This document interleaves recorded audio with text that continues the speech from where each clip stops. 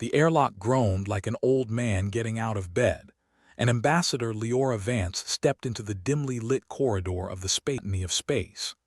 Captain Draxon, a man whose face looked like it had been carved from the same grizzled rock as his heart, stood on the bridge, surveying the icy expanse below. Well, if this isn't the perfect vacation spot, he grumbled, scratching at a scar that zigzagged across his chin like some forgotten road map. Mira Cordell, the ship's lead scientist, was hunched over a console, fingers flying over the controls like caffeinated spiders. Her hair, a wild tangle of copper, looked like it had declared independence from the rest of her. Cheer up, Draxon. It's not every day you get to warm up a planet. Think of it as a giant ice cube. We're just the over-enthusiastic cocktail shakers, she said, her voice dripping with sarcastic cheer. Yeah, well, let's hope the martini at the end of this doesn't taste like regret, Draxon retorted, his eyes scanning the data streams pouring in. The planet was a frozen ball of misery, its oceans locked in perpetual frost. Ideal for penguins, maybe, but humans needed something a bit toastier. Mira's eyes narrowed, focusing on a particularly ornery blip. Hold on a second, Captain. I'm getting something weird. Weird how? Like your uncle's dance moves at a wedding, or weird like we're about to be screwed in a way that's not even enjoyable, closer to the latter. Look at this. She tapped a few keys and a series of signals popped up, dancing erratically across the screen. Draxon leaned in, his eyes narrowing to suspicious slits. Signals from a collapsing wormhole. That's just fantastic. As if we didn't have enough on our icy plate. Yup. Could cut us off from Earth. Think of it as a cosmic don't call us, we won't call you situation. Mira smirked, though the humor didn't reach her eyes. Great. So we're potentially stranded on a planet where the most exciting thing is watching ice thaw. Just like home. Draxon leaned back in his chair, the synthetic leather creaking under his weight. Mira nodded, her expression serious. We need to figure out if this collapse is imminent. If it is, we might be the only humans in the universe who'll get frostbite in space. Way to put a positive spin on it, Draxon said, his tone dry as a Martian dust storm. All right, let's get a team together. We'll need to run some diagnostics, and maybe find out if we can survive here if Earth decides to hang up on us, team. You mean more than just your charming self and my brilliant brain? Mira shot him a grin. Yeah, well, I figured we could use some meat shields in case something decides to bite back. They gathered a motley crew of engineers, scientists, and one disgruntled cook who'd been roped in purely for his ability to complain about everything, from the quality of the coffee to the lack of decent entertainment. As they headed down to the planet's surface, the Resolute's shuttle shuddered and groaned, each turbulence a reminder of the universe's indifference. The entry was rough, like riding a shopping cart down a gravel hill, but they made it with all limbs and sarcasm intact. Glacia's surface was a study in existential bleakness. Ice stretched to the horizon, broken only by jagged outcroppings of rock that thrust up like forgotten tombstones. The wind howled its lonely tune, a reminder that nature's playlist was anything but soothing. Damn, it's colder than my ex-girlfriend's heart out here, muttered Jenkins, one of the engineers, stomping his feet to keep warm. If we find a hot spring, I vote Jenkins jumps in first, Mira said, her breath fogging in the frigid air. Don't tempt me, Doc, Jenkins shot back, pulling his parka tighter. They trudged across the icy wasteland, instruments beeping and blinking uselessly, as if mocking their quest for warmth in a place that clearly had no intention of accommodating such human frivolities. Suddenly, a high-pitched whine sliced through the wind, followed by a series of deep rumbles beneath their feet. Draxon swore, reaching for the radio. Resolute, this is Draxon. You getting this? The static was their only response, a white noise symphony that screamed you're on your own. Well, either we just discovered the world's worst DJ or something's not happy we're here, Mira said, checking her equipment. Yeah, well, if it's angry, it can take a number. I'm not in the mood for a cosmic ass-kicking right now, Draxon replied, scanning the horizon for signs of life, or more likely, death. Their equipment finally picked up some semblance of a signal, a weak, erratic pulse that seemed to originate from somewhere deep within the ice. "Looks like it's coming from down there," Jenkins pointed to a massive fissure, its maw gaping wide like it was ready to swallow them whole. "Of course it is," Mira sighed. "Nothing can ever be easy, can it? Did you sign up for easy?" "Because I sure as hell didn't see that in the job description," Draxon said, motioning for them to proceed. They descended into the crevasse with the elegance of hippos trying to figure skate, ropes and gear jangling like a chaotic orchestra. The air grew colder, if that was even possible, and the only sound was the crunch of snow underfoot and their own labored breathing. "You know, this would be a great time for an existential crisis," Jenkins said, peering into the icy depths. "I mean, who needs therapy when you've got the potential for imminent doom to keep you grounded?" "I'll drink to that," Mira replied, shaking her head. "Preferably something strong enough to melt my insides." They reached a cavern, its walls shimmering with an eerie luminescence that could have been beautiful if not for the fact that it was likely radioactive or worse. In the center, a console of unknown origin blinked at them, its lights pulsing like the heartbeat of some forgotten god. "Well, isn't this a pretty little mystery?" Draxon said, approaching with caution. "Anyone else feel like we're about to star in the kind of horror movie where everyone dies and no one remembers their names?" "Don't be so pessimistic," Captain Mira said, though her fingers were checking her blaster just in case. "Maybe it's just a friendly alien beacon asking for directions. Or it's the on switch for something that's gonna eat us alive," Jenkins muttered, eyeing the console with suspicion. As they debated whether to press the button or run for their lives, the console emitted a shrill beep, and the canyon started to tremble. Chunks of ice fell around them like nature's own disco ball gone wrong. "Well, that's definitely not a good sign," Mira said, backing away. Draxon reached for his radio again, his voice steady despite the chaos. "Resolute, come in. We're gonna need a lift, preferably one that doesn't involve being crushed by nature's least friendly popsicle." More static greeted him, almost as if the cosmos itself had decided to play hard to get. "Looks like we're not getting out of here unless we figure out how to make this thing give us a lift," Mira said, pointing at the console. "And if it doesn't, then I hope you brought your thermal underwear, Captain, because we're in for a long, cold wait." The console beeped again, this time in a pattern that seemed almost musical, like some alien was trying to communicate through the power of a bad pop song. "Maybe it just wants to dance," Jenkins suggested, though his grin was more grimace. "Or maybe it's warming up to blow us to kingdom come," Draxon replied, eyes narrowing. "Either way, let's see what happens when we push its buttons." With a nod, Mira stepped forward, her hands hovering over the console like a gambler on a losing streak. "Here's to hoping this doesn't end in spectacular failure," she said, pressing a button. The lights on the console flared, and for a moment the cavern seemed to hold its breath.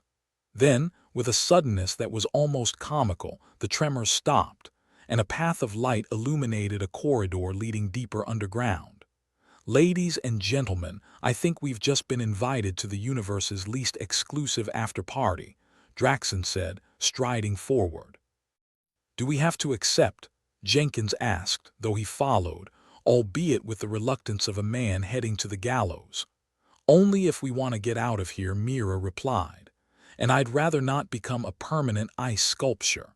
They moved down the corridor, the glow guiding them like moths to a flame they half expected to be lethal. At the end, a vast chamber opened up, filled with machinery that looked more at home in a mad scientist's fever dream than under a frozen ocean.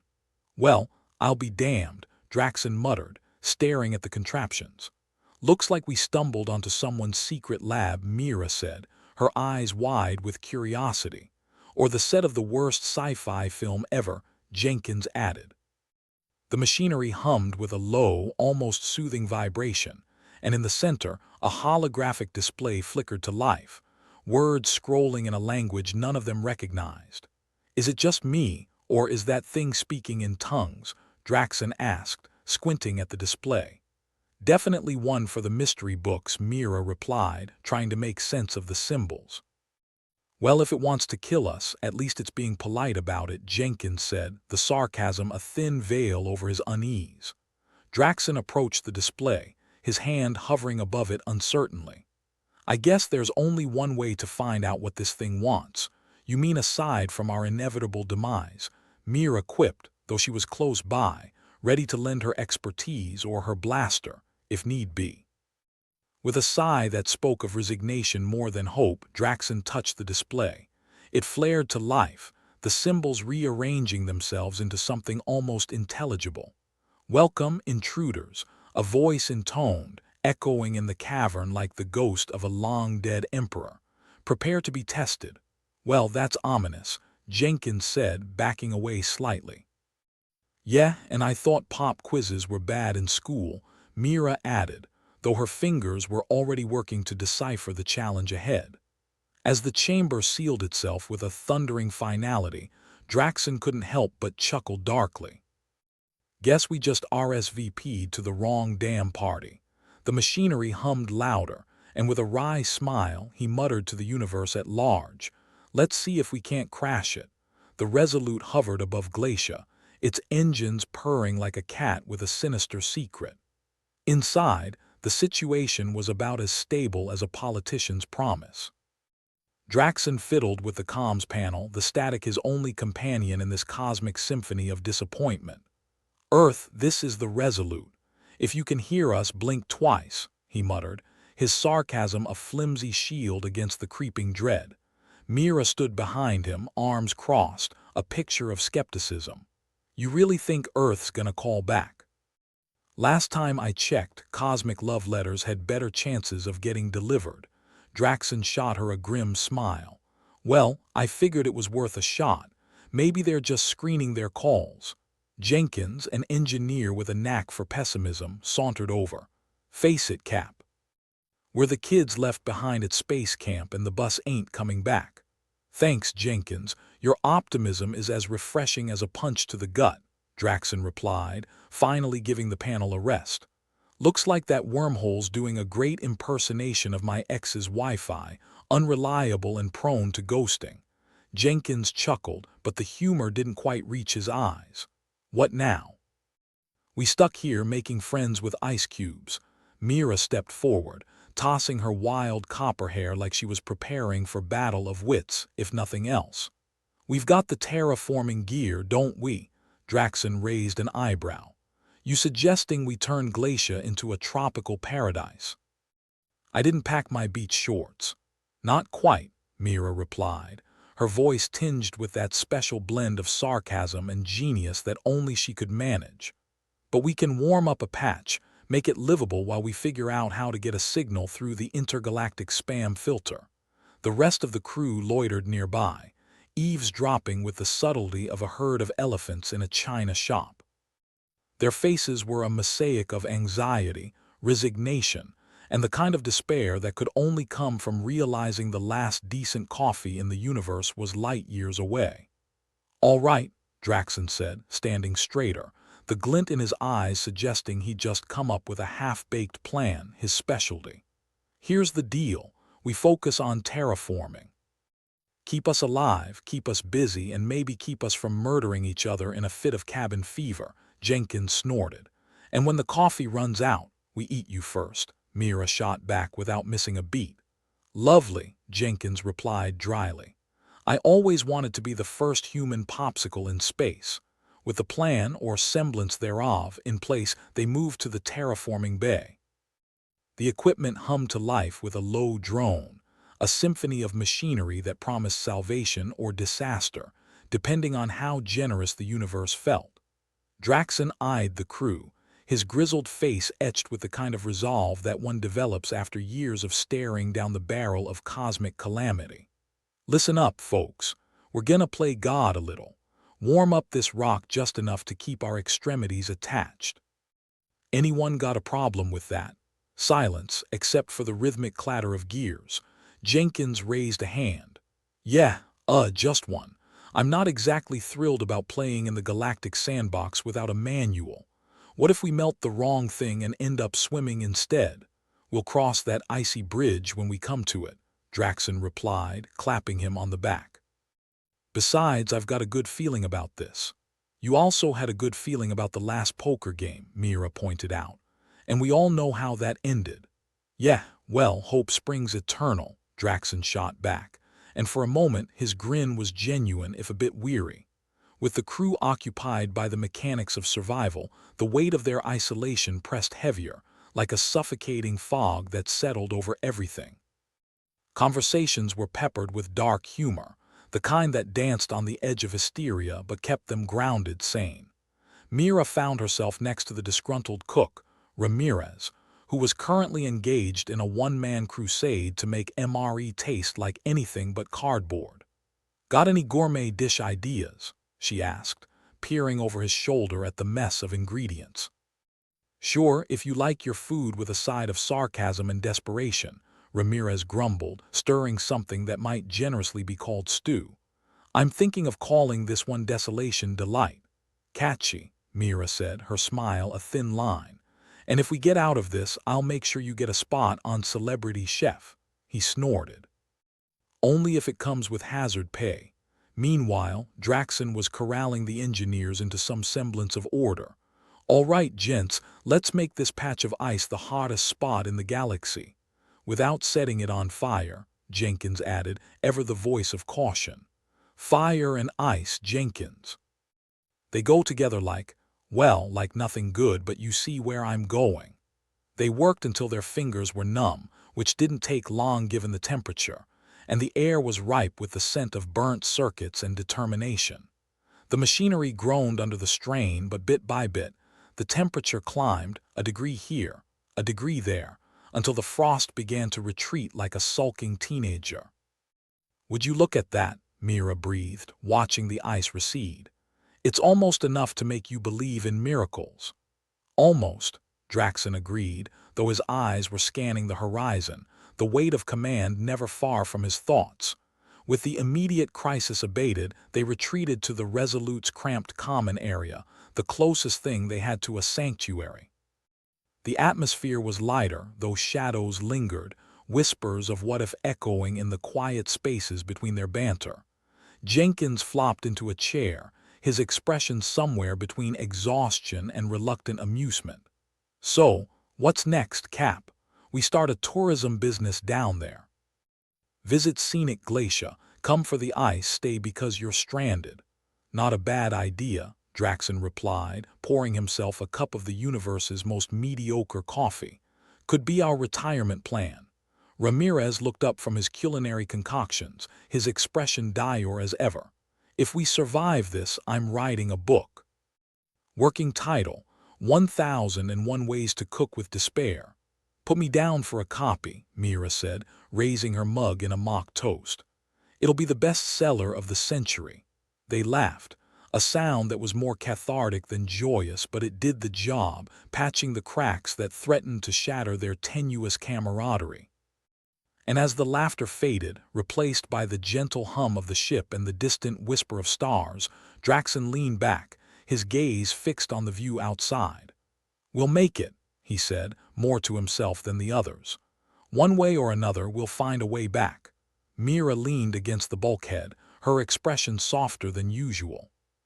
"And if not," Draxon met her eyes, his own filled with the fire of a man who refused to be extinguished. "Then we make the best damn life we can right here, even if it means building a snowman army to stave off the madness." Jenkins snorted. "Well, if we're recruiting, count me in as head of the snowman cavalry. Just as long as they follow orders and don't overthrow the captain," Draxon replied, his tone mock serious. "Mutiny by snowmen. Now there's a headline," Mira chuckled, though her mind was still calculating probabilities and contingencies, never quite resting. As the lights dimmed for the ship's artificial night, the crew settled into an uneasy peace. Outside, the universe stretched endlessly, a vast theater of possibility and peril, indifferent to the struggles of a handful of humans clinging to life on a frozen world. The wormhole's collapse had severed their lifeline, but the crew of the Resolute was nothing if not resilient, armed with sarcasm and stubbornness in equal measure. And as the stars watched, cold and eternal, they dug in, determined to survive, to thrive, and perhaps, just maybe, to find a way home. But for now, survival was a victory in itself, a testament not to the machinery that hummed around them, but to the indomitable spirit of those who refused to be forgotten by a galaxy that had already moved on. The Resolute's engines groaned against the encroaching cold like an old man with arthritis. Draxon leaned against the control panel, his eyes skimming over flickering lights that seemed to mock their predicament. If the universe had a sense of humor, it was the kind that enjoyed watching people stumble in the dark. "Captain," Jenkins called from across the cluttered room, his voice dripping with the enthusiasm of a sloth on sedatives. "Got some good news and bad news." "Hit me with the bad first," Draxon replied, waving a hand like he was swatting at invisible flies of misfortune. "Bad news is, the temperature's dropping faster than a politician's approval rating after a scandal," Jenkins said, rubbing a grease-stained hand across his forehead. "Good news is, I've got an extra pair of thermal socks." "Always the silver lining, Jenkins," Draxon replied. "Remind me to promote you to Chief Officer of Unending Optimism." Mira wandered into the room, her hair a chaotic halo of copper that seemed to defy gravity or any semblance of order. She was clutching her console like it was a lifeline, a grim expression etched onto her face. "What's eating you, Mira?" Draxon asked, though he already suspected the answer wouldn't be rainbows and sunshine. "I've been running some scans. Glacia's not just cold, it's unstable," she said, her voice as dry as the ship's coffee reserves. "The core's about as solid as a politician's promise." Draxon's face fell. Meaning, if we push the terraforming too hard, this place might throw a tantrum. And by tantrum, I mean catastrophic quakes. Think of it as Mother Nature's way of saying, get off my lawn. "Just perfect," Jenkins muttered. "So, we're stuck between freezing to death or getting swallowed by the ground. Love those odds." "Typical," Draxon said, his wry grin returning. "The universe decided it needed a good laugh at our expense." Mira plopped down on a nearby crate, her console resting on her knees. "I'm starting to wonder if we pissed off some cosmic deity in a past life. The way I see it," Draxon said, pacing back and forth like a caged tiger, "we need to figure out how to keep from turning into popsicles while making sure Glacia doesn't give us a one-way ticket to its core." "Just another day in paradise," Jenkins said, picking up a wrench as if contemplating whether it might double as a weapon. "What's the plan, Cap?" Draxon didn't answer immediately. Instead, he stared out the viewport at the planet below, a vast, white expanse, beautiful in its own indifferent way, a reminder that the universe didn't give a damn about human struggles. "We've got to adjust the terraforming, slow it down, focus on small areas," Draxon finally said. "Keep ourselves warm without setting off planet-wide tectonic temper tantrums." "More ice, less fire, got it," Mira said, her fingers dancing over the console's keys. "But it's gonna be like threading a needle while blindfolded." "Better than the alternative," Draxon replied. "I'd rather we not become the next cautionary tale for future space explorers." "Assuming there are any left after us," Jenkins added helpfully. The small group moved into the engine room, a labyrinth of machinery and cables that were as cantankerous as the crew. Ramirez lingered nearby, his apron looking more like a battle-worn flag than kitchen attire. "Tried to whip up something warm," Ramirez offered, holding out a steaming cup of dubious liquid. "I call it hot desperation." Mira sniffed the concoction and raised an eyebrow. "You sure it's not desperation on fire?" "Close enough," Ramirez shrugged. "We can add dancing in the dark if it combusts." Draxon took a tentative sip, wincing as it burned its way down. "Listen, folks, I need everyone focused and functional. We've got to monitor the planet's seismic activity while we tweak the terraforming settings. I know it's a big ask, but we're screwed if we don't," Jenkins finished for him.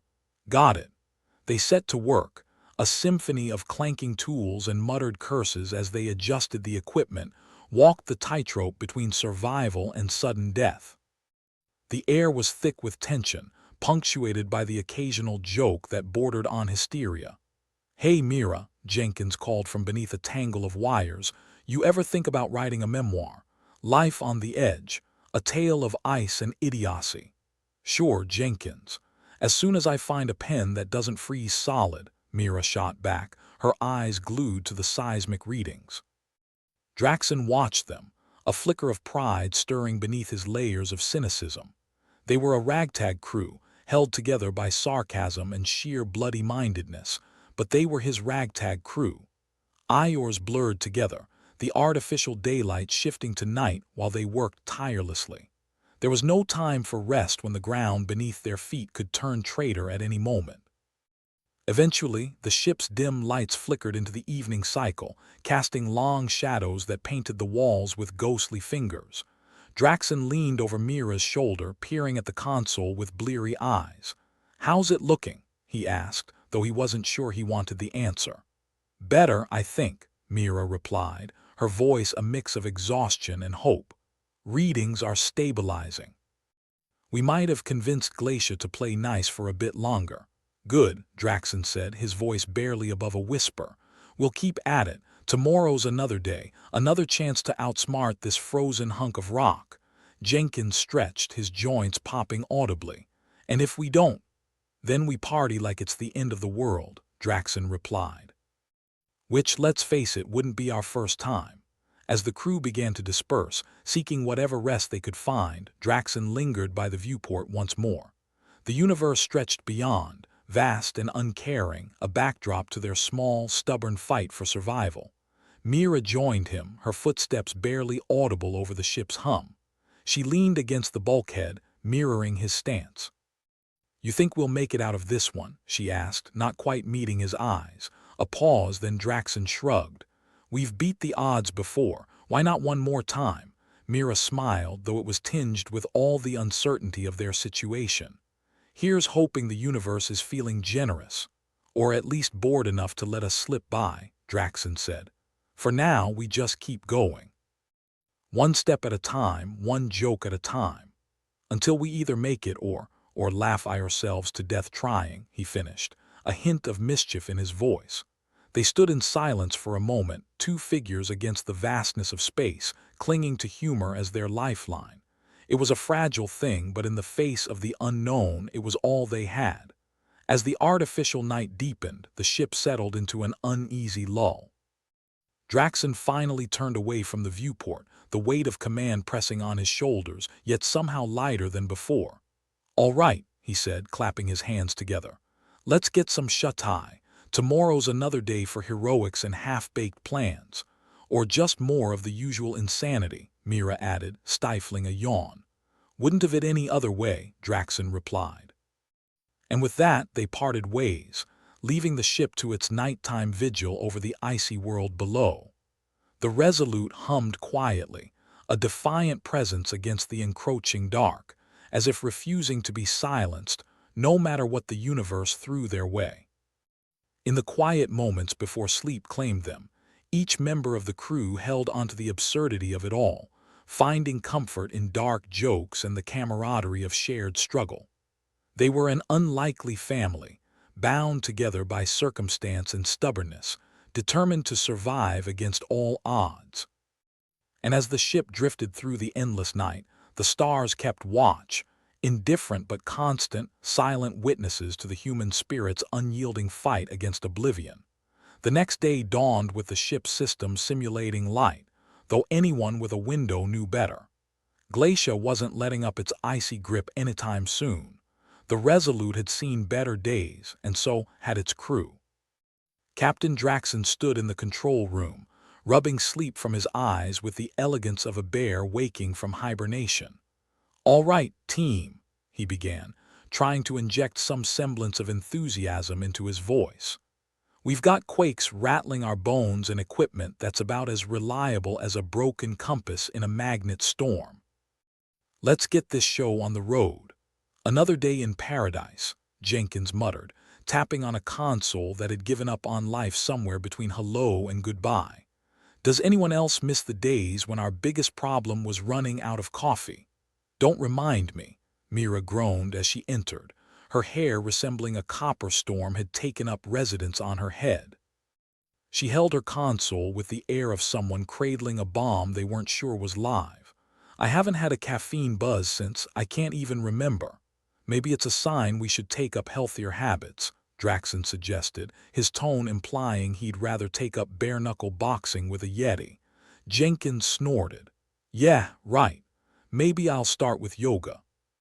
After all, there's nothing more soothing than a downward dog while the ship tries to shake us off like fleas. Draxon nodded towards a digital map flickering on the wall. We've got equipment damaged in sectors 12 through 15. Mira, check out the core readings. See if we can tap into any energy sources without triggering an avalanche. On it, Mira said, though her suggested enthusiasm was in short supply.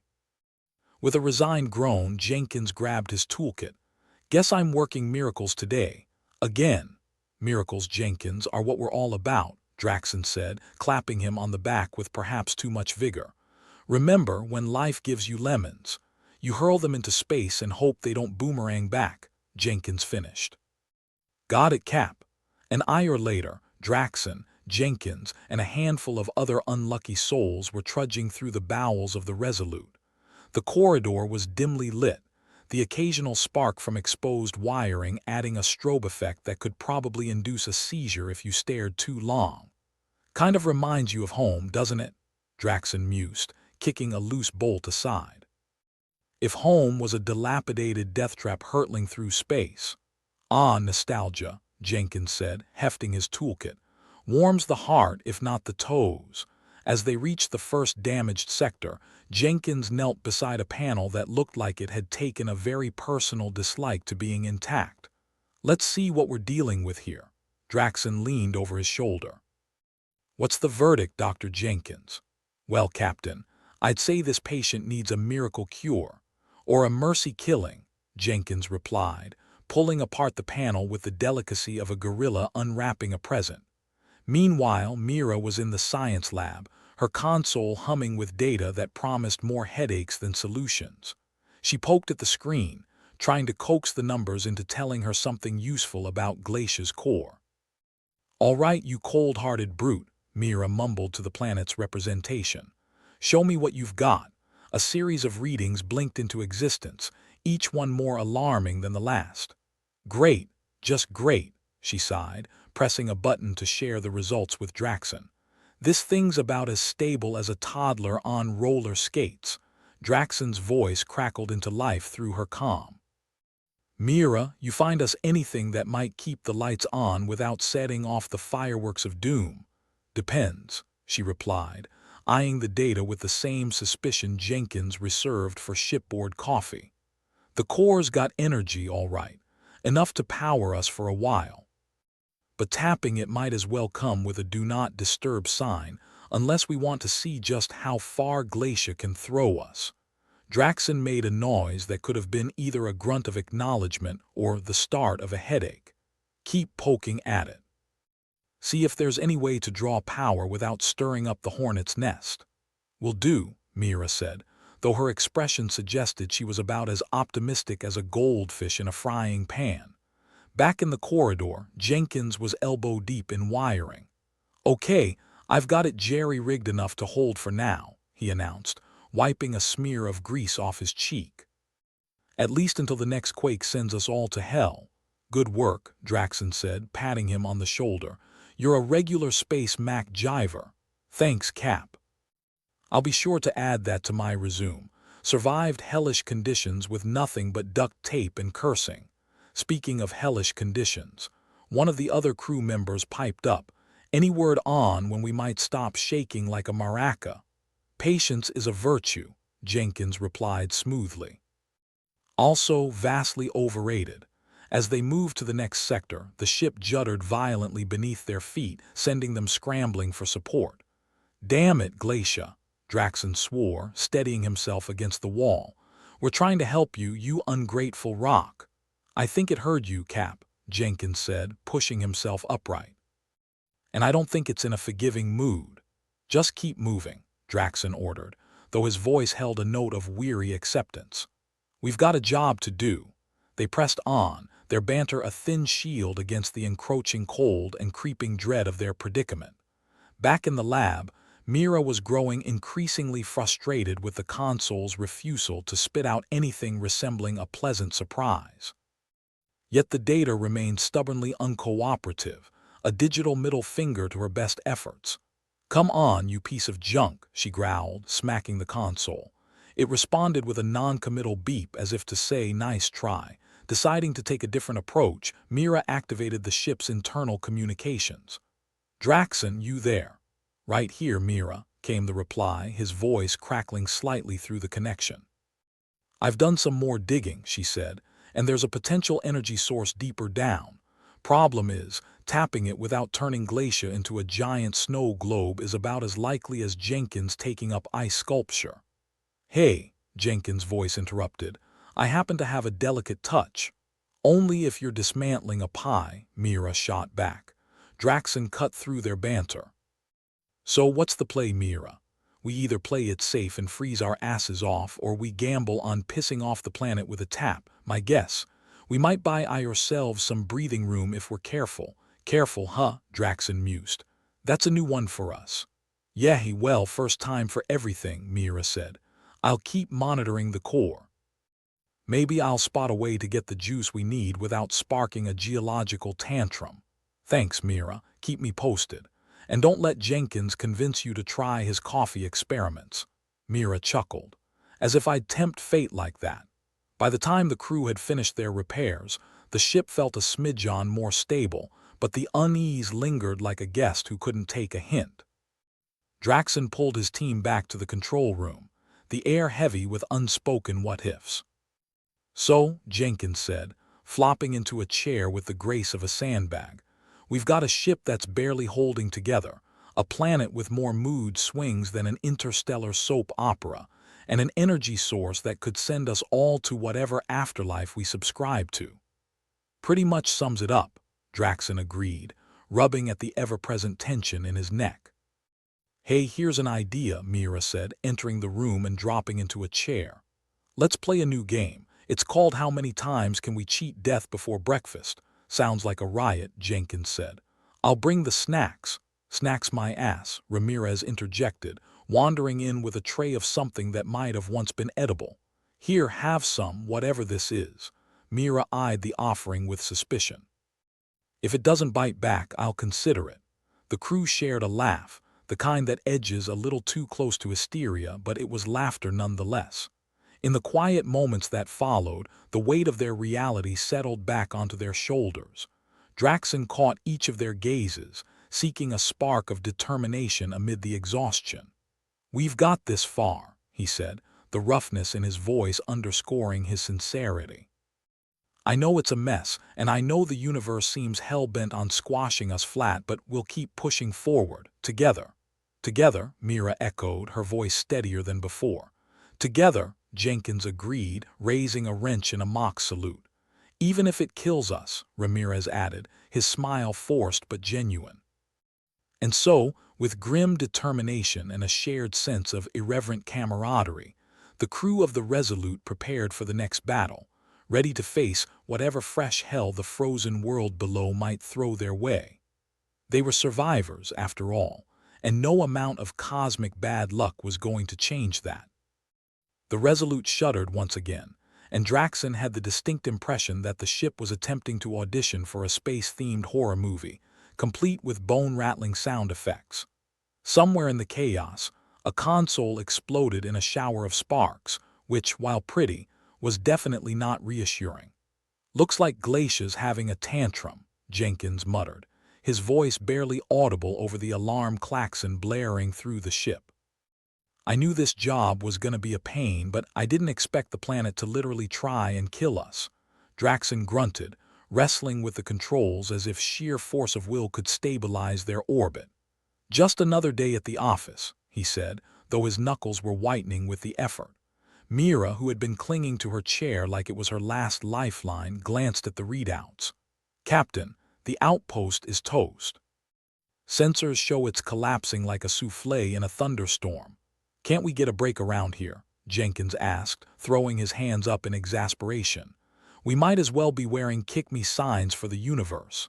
"Focus," Draxon ordered, though he couldn't help but feel a pang of agreement. If the cosmos had a sense of humor, it was a particularly cruel one. He punched a button on his console, opening a channel to the rest of the crew. "All hands brace for impact. We're about to hit some serious turbulence. Secure anything that isn't nailed down, and if it is nailed down, consider adding extra nails." The ship rocked violently once more, and Draxon could almost hear Glacia laughing at their plight. The outpost they had poured sweat and questionable rations into was nothing more than debris now, scattered across the icy landscape like confetti at the world's worst party. They scrambled to assess the damage, which was about as easy as counting the raindrops in a monsoon. Mira was furiously tapping at her console, trying to pull up any useful data. "I've got a partial feed," she announced. "Looks like some of the crew are holed up in Sector 9, but we've got others scattered across Sectors 7 and 8. Communications are spotty at best." "Of course they are," Jenkins said dryly. "It wouldn't be a proper disaster without us being blind and deaf." Draxon sighed, his patience wearing thinner than a cheap spacesuit. "All right, we need to get boots on the ground. Mira, you're with me. Jenkins, you stay here and try to coax the comms into working." "Great," Jenkins muttered to himself. "Stuck babysitting a bunch of wires while everyone else gets to play in the snow." Mira shot him a look. "Oh, don't worry, Jenkins. I'm sure the frostbite will be just as thrilling as you'd imagine." She and Draxon grabbed their gear, donning the closest thing they had to winter wear, which was essentially just their standard uniforms with extra insulation. They might as well have been wearing paper. The airlock hissed open, and the cold hit them like a slap to the face, a particularly aggressive slap from a particularly angry glacier. "Lovely weather we're having," Draxon quipped, pulling his scarf tighter around his neck. "Perfect for a stroll," Mira replied, her teeth already chattering. Stepping out onto the frozen wasteland that was Glacia, they navigated by the scant light of their helmet lamps, the landscape a desolate expanse of white and shadow. Somewhere out there were their crewmates, huddled against the cold and the dark. They trudged on, each step a battle against the elements. Draxon kept an eye on his handheld scanner, which was behaving as if it had a vendetta against providing accurate information. According to this, we're either right on top of them or they are a mile underground. "Useful," Mira said, adjusting her grip on her equipment pack. "Next time, let's bring a compass. Or a psychic."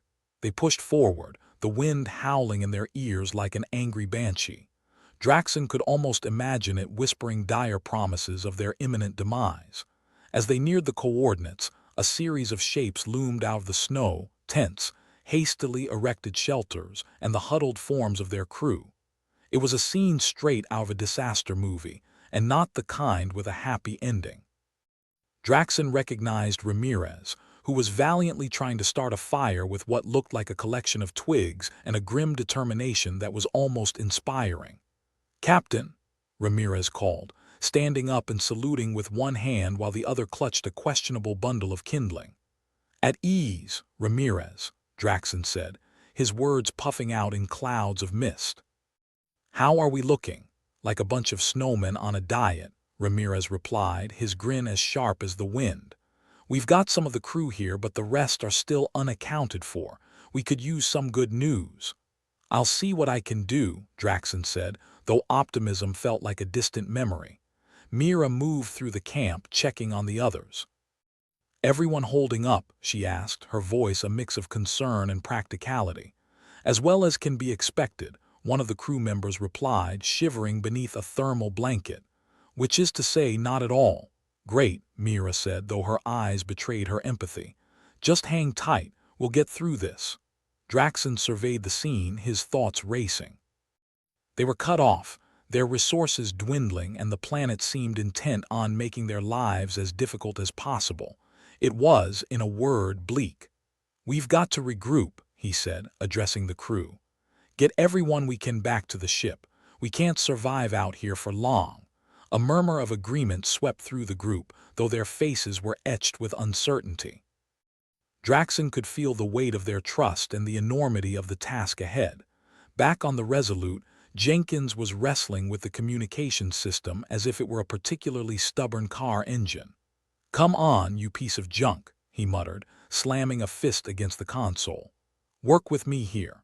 A sputter of static answered him, followed by a burst of garbled audio. He twisted a dial and the noise resolved into a voice Mira's, cutting through the white noise like a lifeline. "Jenkins, you there?"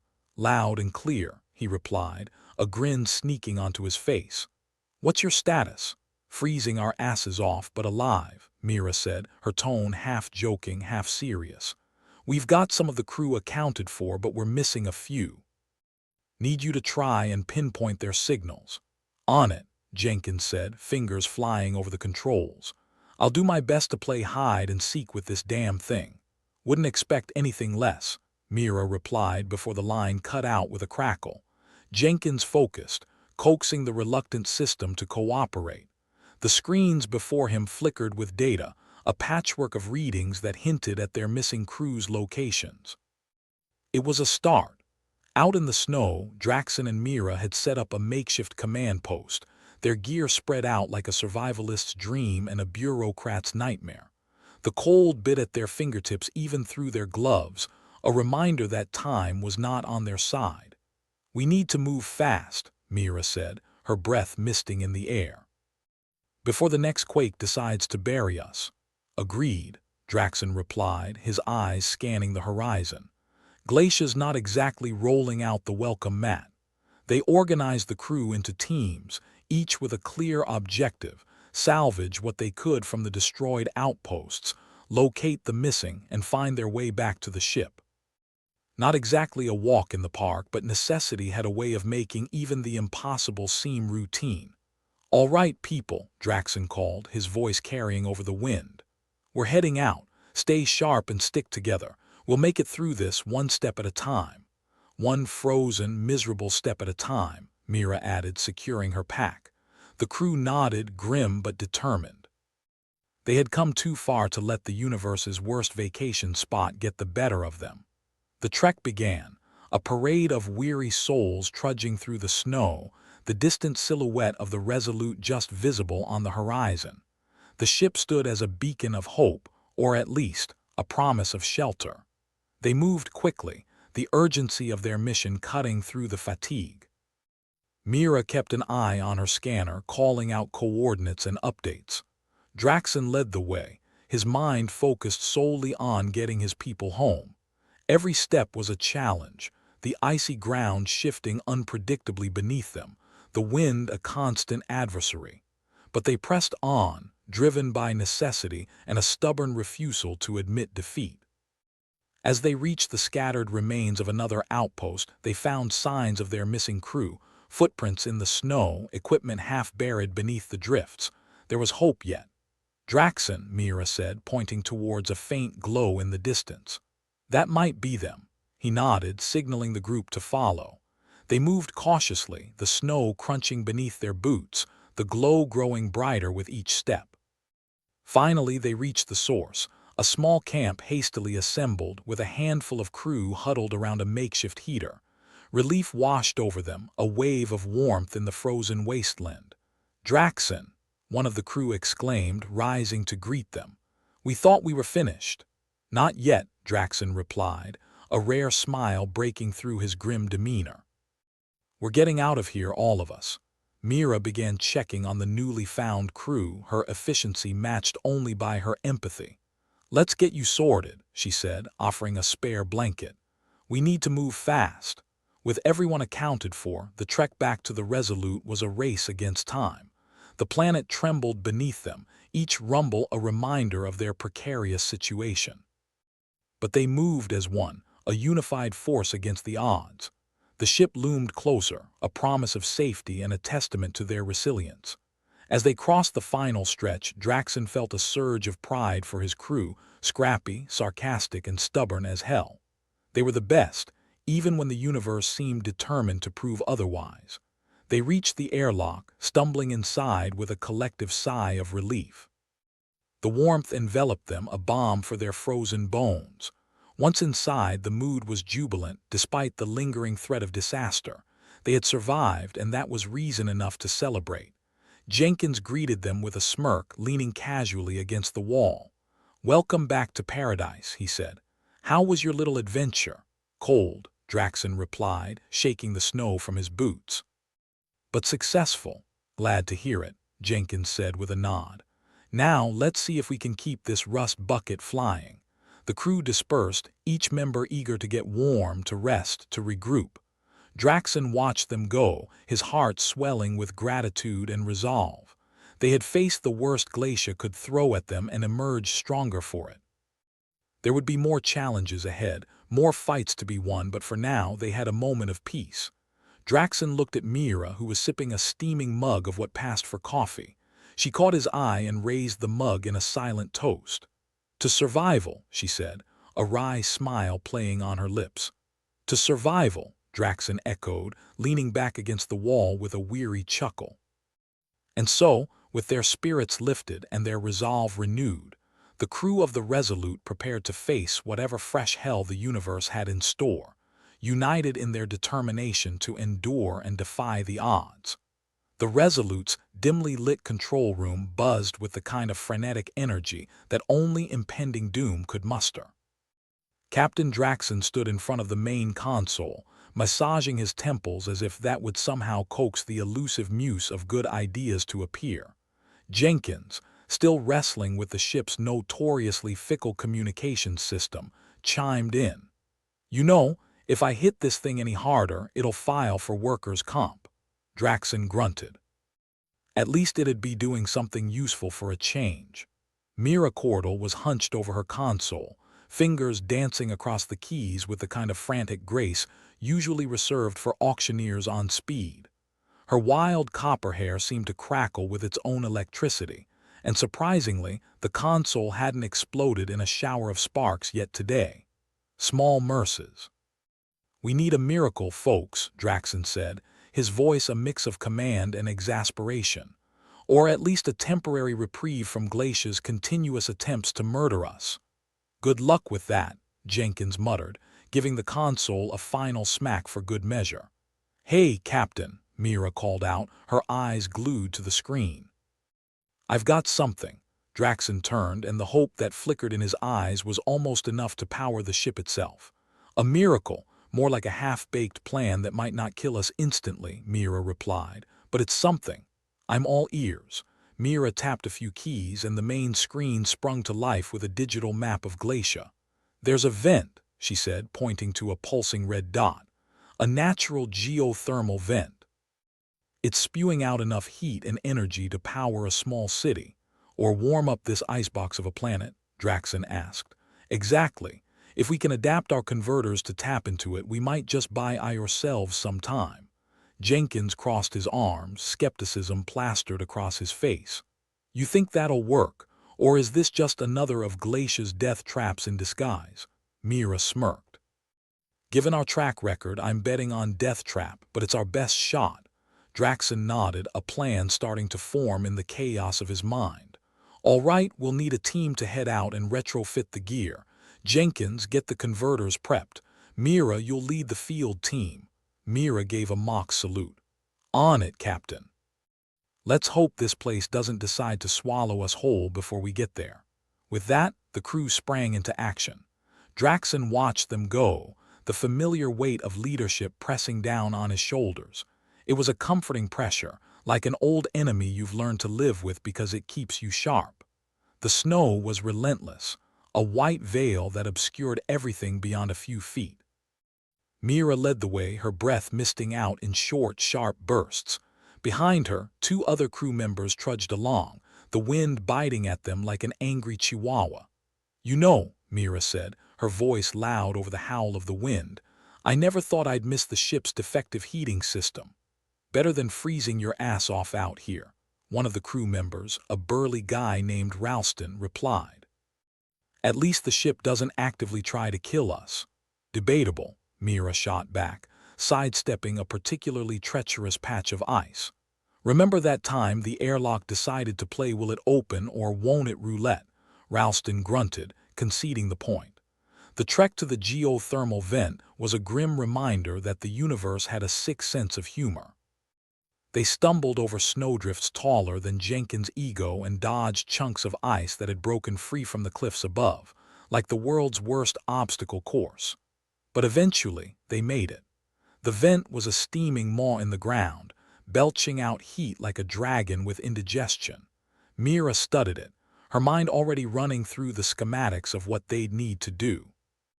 "Looks like Glacia's gift wrapping isn't completely useless," she said, pulling a converter from her pack.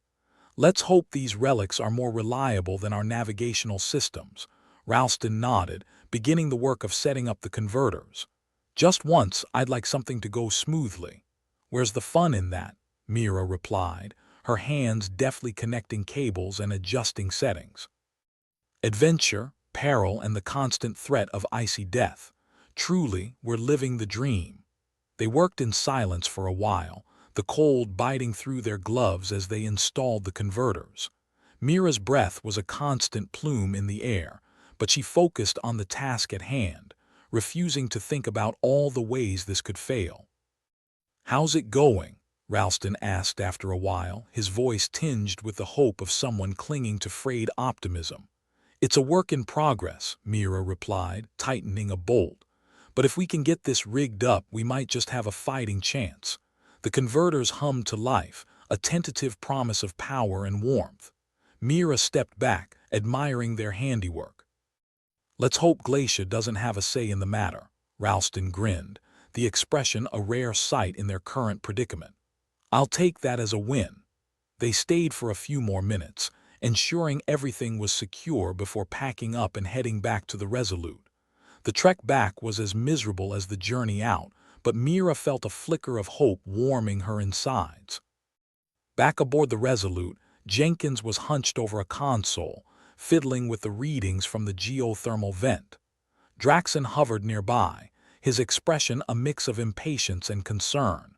"Give me good news, Jenkins," Draxon said, rubbing his hands together as if he could conjure warmth through sheer force of will. "The converters are online," Jenkins replied, his voice tinged with surprise as if he couldn't quite believe it himself. "We're getting usable energy, enough to keep the ship powered and maybe even warm up a section of Glacia." Draxon let out a breath he didn't realize he'd been holding. "That's something." "How long do you think it'll last?" Jenkins shrugged, an impressively nonchalant gesture for someone who was a hair's breadth away from freezing. "Until something breaks, which, given our luck, should be any minute now." Draxon chuckled despite himself. "Then let's make the most of it while we can." The crew gathered in the control room, a ragtag assembly of weary faces and mismatched gear. Mira stood to one side, her eyes fixed on the console's readings, a slight smile tugging at her lips. "We've got power," she announced, her voice cutting through the tension. "And it looks like we might be able to stabilize the surrounding area, make it a bit more livable." A murmur of relief and cautious optimism rippled through the room. Draxon felt it too, a strange sensation that he might have identified as hope if he weren't so out of practice with the concept. "All right," he said, his voice firm. "We've got a chance here, let's not screw it up." Mira crossed her arms, a wry grin on her face. "Famous last words, Captain. Optimism is a dangerous game," Jenkins added, leaning back in his chair. "But it beats freezing to death." The room settled into a comfortable silence, the tension replaced by the quiet hum of the ship and the distant rumble of Glacia's winds. For the first time in what felt like an eternity, there was a sense that they might just make it through this mess. Draxon surveyed his crew, feeling a surge of pride and gratitude. They were scrappy, irreverent, and damn near impossible to kill. The universe had thrown its worst at them, and here they were, still standing. "To survival," he said, echoing Mira's earlier sentiment. The crew raised their imaginary glasses in a toast, their grins as bright as the stars beyond the ship's hull.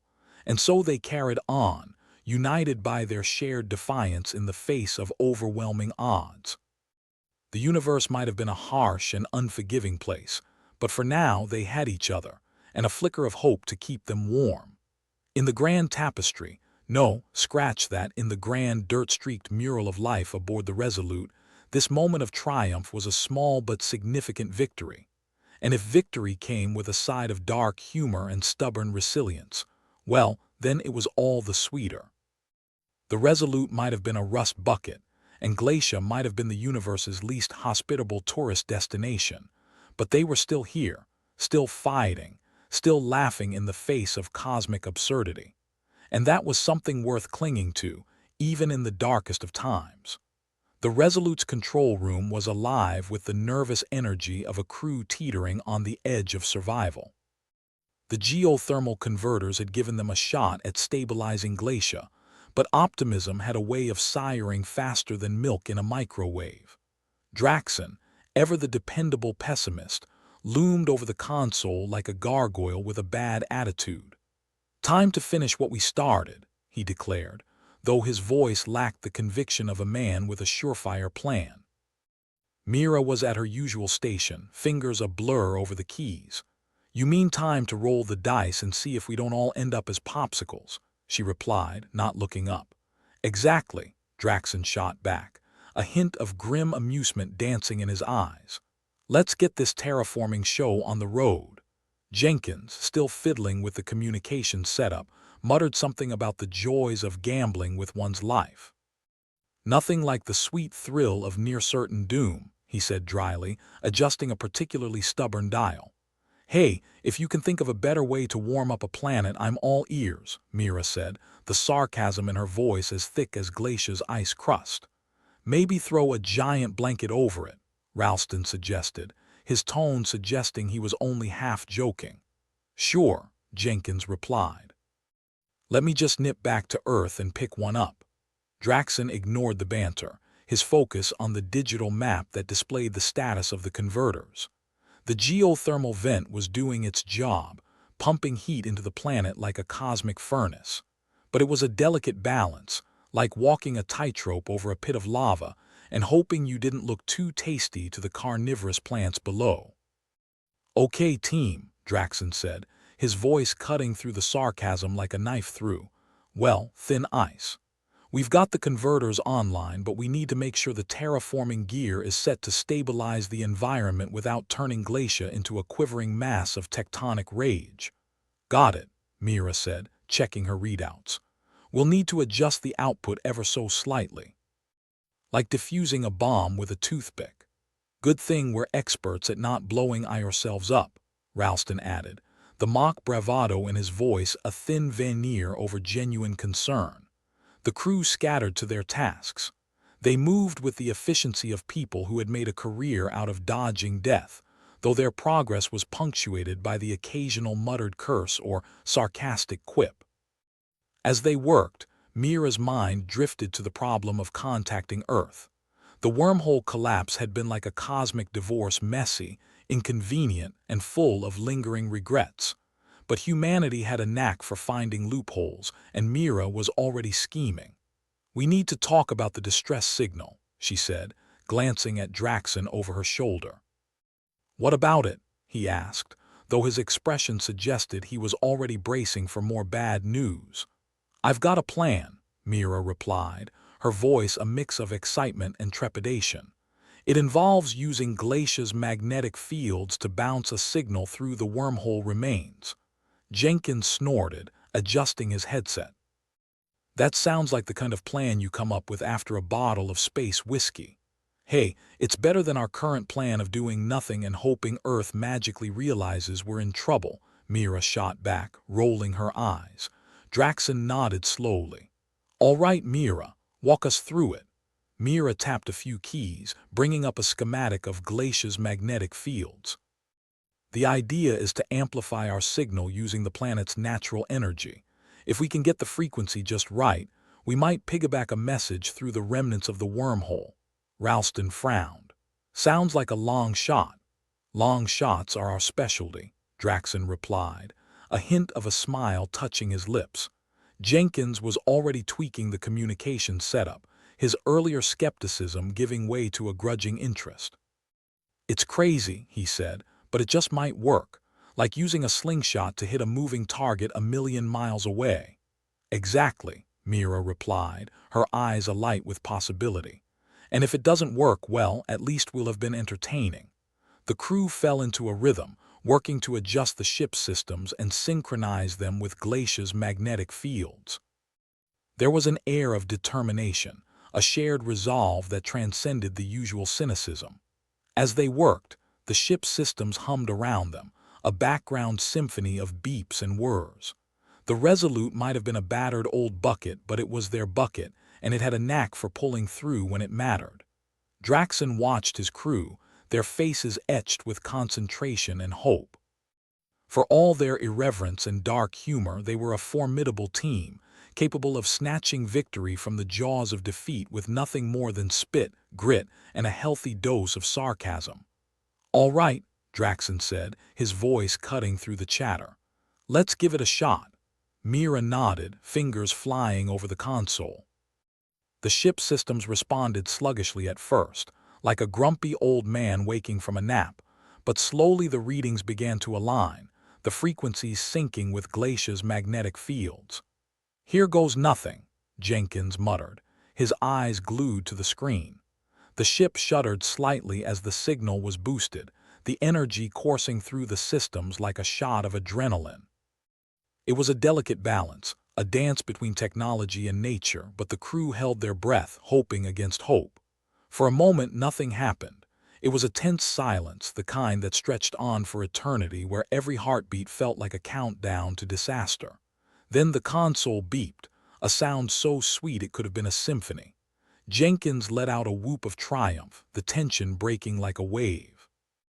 "We've got a signal," he shouted, his voice a mix of disbelief and joy. It worked. Draxon felt a surge of relief, a weight lifting from his shoulders. "Good work, team," he said, his voice full of the kind of pride that was usually reserved for parents at their kids' graduation. Mira grinned, her earlier tension giving way to celebration. "I knew we could do it," she said, though her voice lacked its usual sarcasm. Ralston clapped Jenkins on the back, the congratulations as awkward and genuine as the moment deserved. "See, I told you we wouldn't end up as space debris." Jenkins rolled his eyes but didn't bother to hide his smile. "Guess I owe you a drink," he said, though they both knew it was a promise unlikely to be kept anytime soon. As the crew basked in their victory, the ship hummed with the energy of a team that had managed to defy the odds once again. It was a moment of triumph, a testament to their ingenuity and resilience in the face of overwhelming adversity. The universe might have been a harsh and unforgiving place, full of cosmic dangers and unpredictable challenges, but for now, the Resolute and her crew had managed to carve out their own little corner of victory. Draxon looked around at his crew, their expressions a mix of joy and disbelief. They were survivors, fighters, dreamers, and occasionally idiots, but they were his idiots, and together they had pulled off the impossible. "Now let's hope Earth gets the message," Mira said, her voice a hopeful whisper. The crew nodded, the unspoken agreement filling the room. They had done their part, and now all they could do was wait. As they settled into the comfortable, familiar routine of waiting for the universe to respond, Draxon felt an unfamiliar sensation creeping into his consciousness. It was hope, pure and unadulterated, and it felt damn good.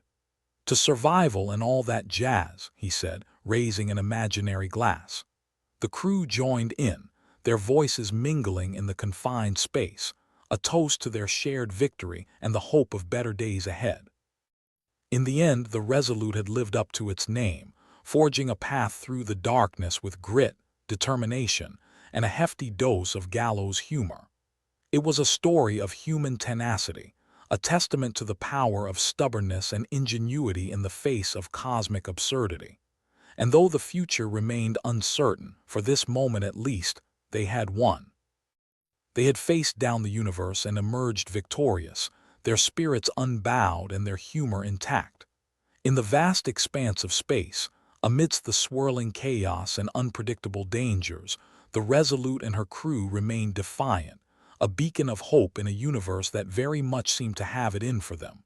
But that was okay. They wouldn't have had it any other way. One moment, the crew of the Resolute was clinking imaginary glasses to their unexpected success, and in the next, a voice crackled over the barely functioning communication setup. It was a voice they hadn't heard in far too long, one that carried the comforting, if bureaucratic, tones of Earth Command.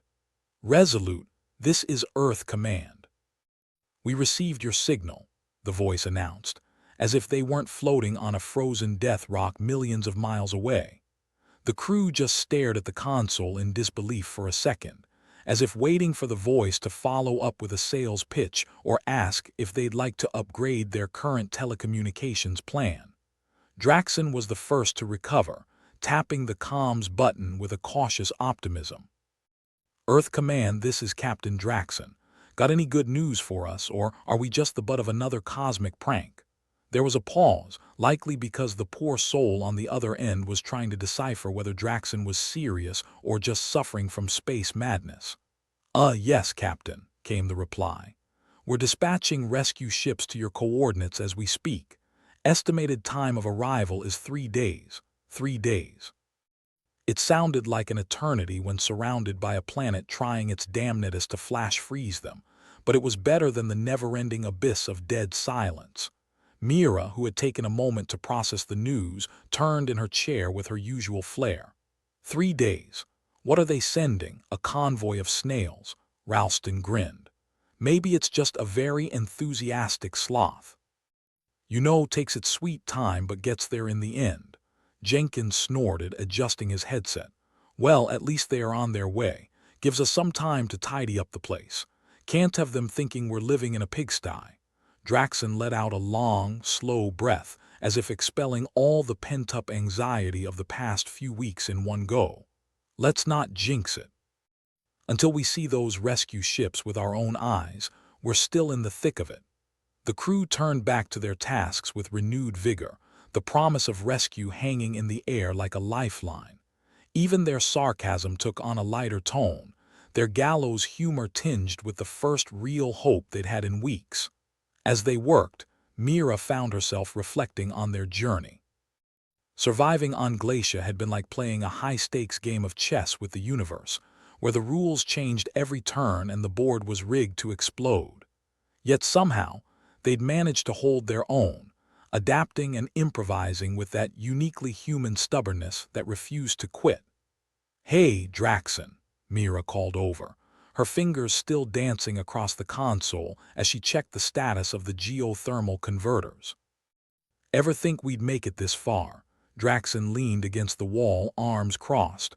"Honestly, I give us a 50-50 shot at best, but I guess we've all got a little bit of cockroach in us. Hard to squash." "Speak for yourself," Jenkins chimed in, his voice dripping with mock indignation. "I happen to be more of a cat, 9 lives and all that." Ralston, who was busy ensuring that the converters wouldn't decide to throw a tantrum at the last minute, chuckled. "If we're picking animals, I call dibs on the possum.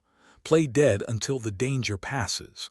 The banter flowed easily among them, an unspoken acknowledgement of the bond they'd forged through shared adversity. They were more than just a crew. They were a mismatched family of sorts, bound by their collective stubbornness and sardonic humor. Glacia, for all its icy hostility, had become something of a home, not by choice but by necessity. They'd carved out a corner of survival in a universe that seemed hell-bent on making everything as difficult as possible. And despite the constant threat of freezing, quakes, and equipment malfunctions, they'd endured. "Think we'll actually miss this place?" Mira wondered aloud, half joking. "I mean, once you get past the whole trying to kill us thing, it has a certain charm." Jenkins snorted. "Sure, if you're into frozen wastelands and lethal planetary tantrums. Personally, I can't wait to kiss terra firma that isn't trying to shake me off like a bad habit." "You say that now," Ralston countered, "but just think how peaceful it'll be once the converters get this place stabilized. Glacia, vacation destination of the future." Draxon shook his head, a wry smile playing at the corners of his mouth. You know, I think some part of me will miss it. Not the freezing my ass off part, but the challenge. The sense that we did something a lot of people wouldn't have even attempted. Mira nodded, her expression thoughtful. Yeah, we made it work when all the odds said we shouldn't. Guess that counts for something. The Iors passed with surprising speed as they secured systems, double-checked the geothermal converters, and ensured everything was as stable as a planet like Glacia could possibly be. The crew moved with the efficiency of seasoned veterans, their earlier bickering replaced by a quiet camaraderie. Occasionally, one of them would crack a joke or make a sarcastic comment, but beneath the humor was a palpable sense of pride. They'd faced down an impossible situation and emerged on the other side, bruised but not broken. As the second day drew to a close, the ship's systems began to alert them to incoming signals. It was a chorus of beeps and pings, the audible confirmation that Earth's rescue ships were drawing near. Looks like our ride's almost here, Jenkins observed, his voice a mix of relief and disbelief. Hope they brought snacks. I'm sick of protein bars that taste like sawdust. Draxon grinned, the tension that had gripped him for weeks finally starting to ease. If they did, I'm claiming first dibs. Captain's privilege. Ralston mockingly saluted. Aye, aye, Captain. You can have all the mystery meat packs you want. Mira leaned back in her chair, a satisfied smile on her face. Hard to believe we're actually getting out of here. Part of me was starting to think we'd end up as the next batch of Glacia popsicles. Yeah, well, we had to make sure we went out with a bang, Jenkins replied, rolling his eyes. As the rescue ships drew closer, the crew of the Resolute gathered in the control room, their eyes fixed on the digital map displaying the incoming fleet. It was a surreal moment, the culmination of weeks of struggle and uncertainty. When the first ship appeared in orbit, its silhouette a comforting sight against the backdrop of stars, the crew erupted into a chorus of cheers and whoops. It was a celebration born of relief and vindication, a testament to their tenacity and resilience. Draxon watched his crew, a swell of pride in his chest. They'd faced insurmountable odds and come out on top, and though Glacia had done its best to leave them battered and bruised, it had also forged them into something stronger. As the rescue ships began their descent, Mira turned to Draxon with a grin. Think they'll let us keep the Resolute as a souvenir? Draxon chuckled, shaking his head. I wouldn't count on it, but hey, maybe they'll let us name a crater after her, a little memento of our time here. Jenkins raised an imaginary glass. To the Resolute, the creaky, unreliable bucket that somehow got us through. To survival, Ralston added, raising his own imaginary toast. Mira joined in, her smile as bright as the simulated daylight. And to the crew crazy enough to call this place home. As the rescue ships settled onto the planet's surface, the crew of the Resolute prepared to leave their frozen refuge. They'd conquered Glacia, not through force but with wit, grit, and a healthy dose of stubbornness. In the end, the Resolute and her crew had proven that even in the harshest conditions, humanity could endure. They'd turned the impossible into reality, surviving where others might have faltered.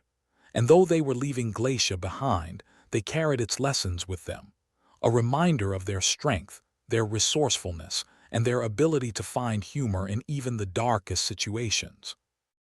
As they boarded the rescue ship, leaving their old vessel behind, Draxon took a final look at the planet that had been their unlikely home. It was a bittersweet farewell, tinged with the knowledge that they'd made it against all odds. And as the rescue ships lifted off, carrying them away from Glacia's icy grasp, Draxon couldn't help but smile. They'd survived, and they'd done it with style. Whatever the universe threw their way next, they'd be ready, armed with a little sarcasm, a lot of courage, and a willingness to defy the odds one more time.